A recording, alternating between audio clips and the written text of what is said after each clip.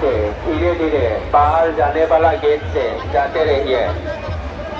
सभी भक्तगण से अनुरोध है कि आप लोग एक ही जगह में खड़ा ना होते बाहर जाने वाला गेट से धीरे धीरे जाते रहिए।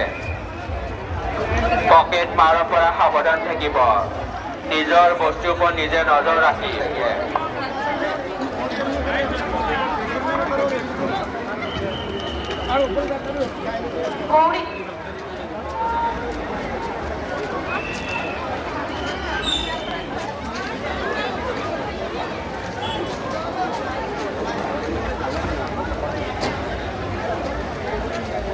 कितना अभी भीड़ चलेगा, रात भर चलेगा भीड़। हाँ? पूरी रात भीड़ चलेगा। अगर दिन रात গৌরীপুর থেকে মালদা গৌরীপুর থেকে আগত সঞ্জয় মণ্ডল, শরৎ মণ্ডল दिन रात भीड़ चलेगा गुरुजी ना। রীতা মণ্ডল মন্দিরের অনুসন্ধান কেন্দ্রের সামনে দাঁড়িয়ে আছেন।